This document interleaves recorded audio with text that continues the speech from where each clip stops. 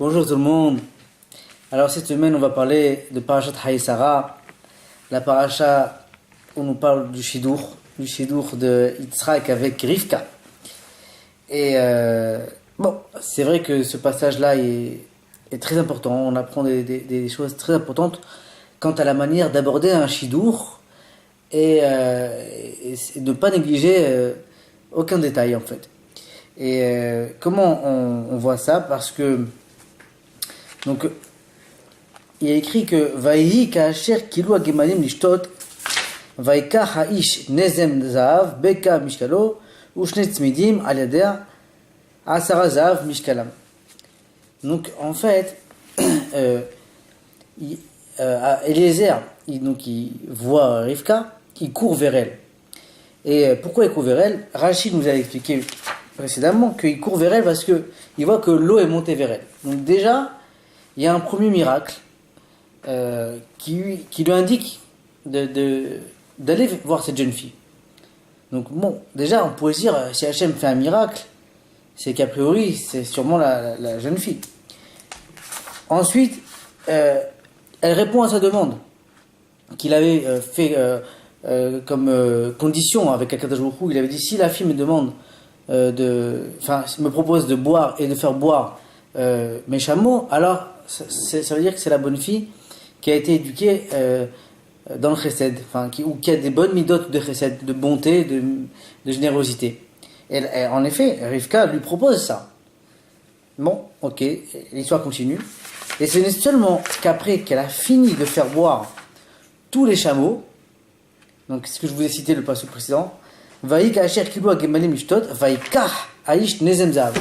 Ce n'est qu'à ce moment-là, quand tous les chameaux ont fini de boire, que Eliezer lui offre des bijoux. Des bijoux, des bracelets. Et alors, c'est étonnant. Pourquoi alors que tout le processus nous montre que, en effet, apparemment, c'est la jeune fille qui convient en tout point à Yitzhak, pourquoi c'est seulement après ce dernier acte qui consiste à avoir attendu que tous les chameaux ont fini de boire que Eliezer a offert les cadeaux, donc autrement dit a montré son intérêt vis-à-vis du mariage? Eh bien, le Sforno nous explique un commentaire extraordinaire. Il nous dit quoi? Veze ayazman ma be'echreach achar sheishtima lishov וראה שלא הייתה מבקשת דבר, אבל היו כל מעשיה על צד החסד הגמור. Imaginez-vous, vous savez ce que c'est de faire boire des chameaux, et non seulement, c'est pas seulement leur donner un verre d'eau ou une cruche, non, c'est d'attendre qu'ils soient tous désaltérés. Et Rivka, elle les a tous fait boire, et elle a attendu que tous soient désaltérés.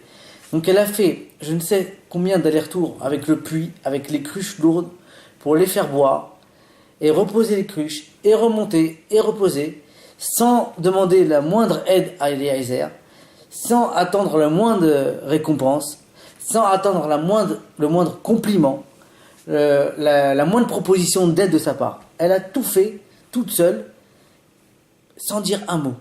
Et tout ça, le Sforno nous dit, Aval ayu kol ma'asea, tous ces actions, tous ces actes, Al-Tsed Ahesed Agamur. Ce n'était que de la pure générosité, de la pure bonté. Et c'est à ce moment-là que Eliezer s'est dit, cette fille-là, c'est celle qu'il faut pour Yitzhak. Parce que Yitzhak était le fils d'Abraham, qui est le fondateur même du principe de Hesed, de générosité. On a vu la semaine dernière toute la première partie de la paracha, comment elle parle de comment Abraham a reçu les 3 anges chez lui, comment il a couru alors qu'il était malade. Donc il a été éduqué à la bonne école, Yitzhak. Et quand Eliezer a vu ça, qu'elle lui demandait rien en retour, qu'elle a même pas demandé un coup de main, bon, il y a quand même plusieurs chameaux, vous pouvez peut-être m'aider. Non, elle a fait tout toute seule, et sans rien demander, sans aucune contrepartie.